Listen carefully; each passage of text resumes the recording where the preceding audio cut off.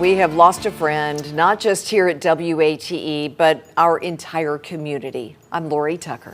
And I'm Bo Williams. Former Channel 6 Chief Meteorologist Matt Hinkin died yesterday at 62. You know, we've known this for a while, that this loss was coming. Matt retired in August of 2021 after more than 30 years answering the question, "Hey Matt, what's the weather?" At that point, he'd been living with Parkinson's disease for years. So take a moment with us now as we remember Matt Hinkin. Good evening, this is Newsbreak. I'm Matt Hinkin. But to be able to do that, they're going to have to defeat the Wichita Blue Aces in Wichita tonight. For Cable Channel 6, I'm Matt Hinkin. Matt was on the air in Kansas as a college student in the mid-'80s and just starting out in his career at KSN before he came to us. Well, it sounds like a great time, and we got a great night for the weather currently out. Matt arrived at WATE in 1990. You are watching WATE TV6 Eyewitness News.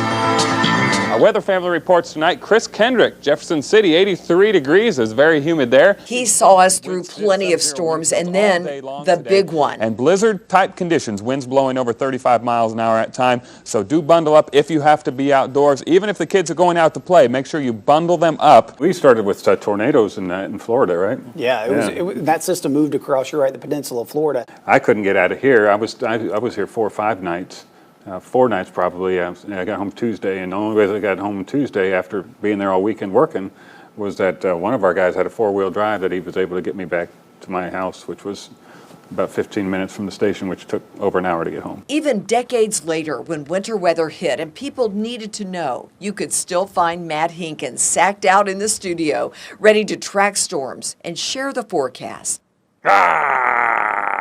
But this is something that I've not quite remember ever seen in the Knoxville area or the Gatlinburg area.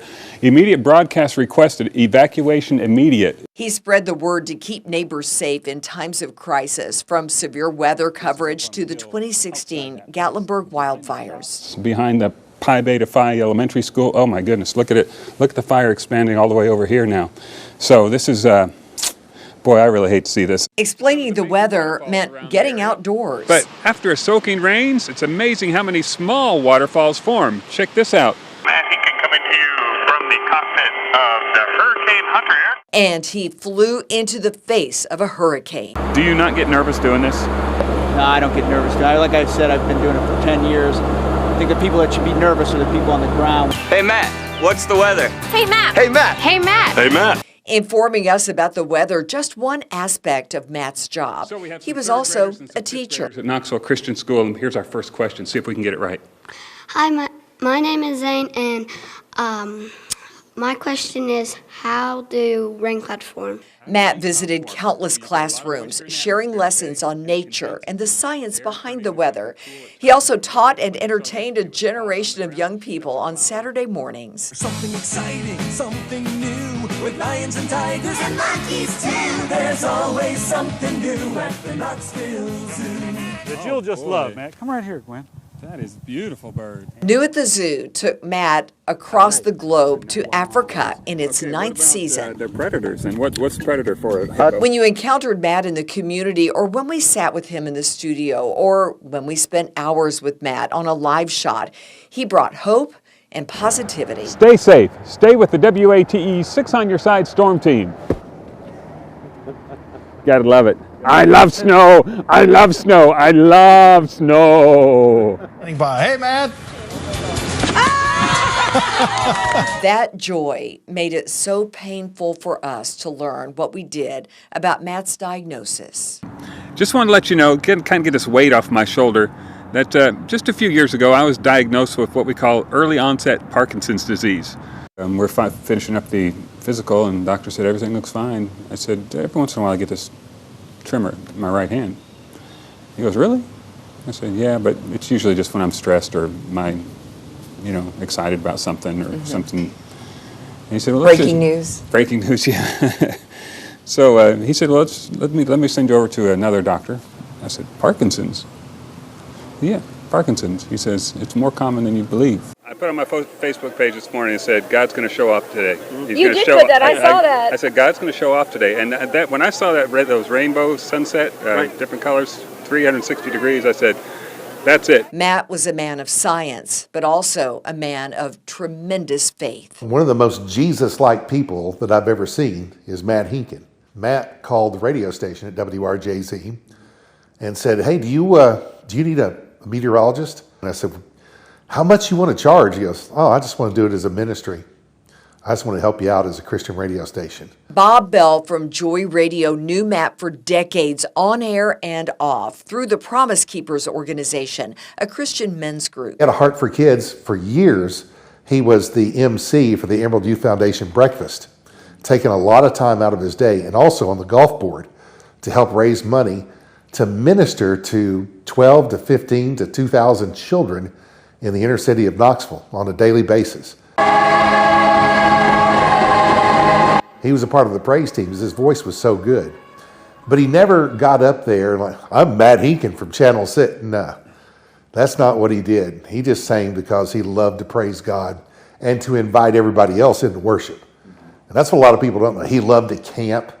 He loved the outdoors. He loved to be in God's creation. Even after his Parkinson's diagnosis, Matt's faith was tested when his wife, Deb, died suddenly in a car crash. Knoxville police have identified the victim in a fatal crash on I-640 over the weekend. As we have been reporting today, that victim has been identified as Deborah Hinkin.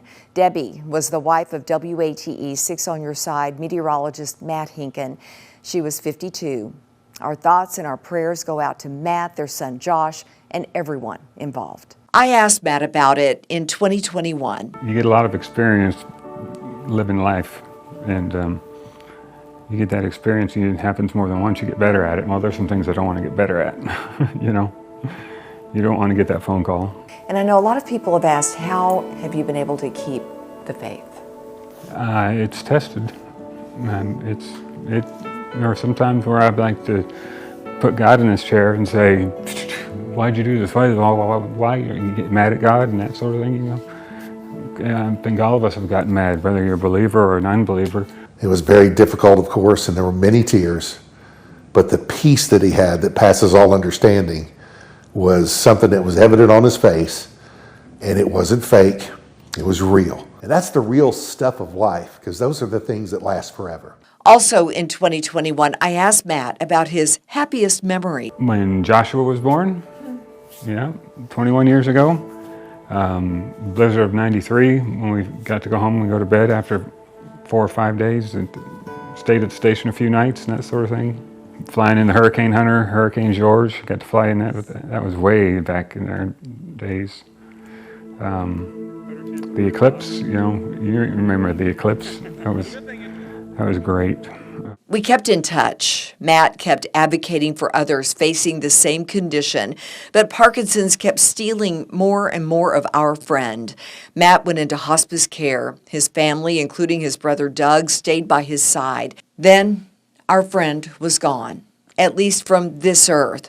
But he'll live on in our hearts and the memories of generations of East Tennesseans.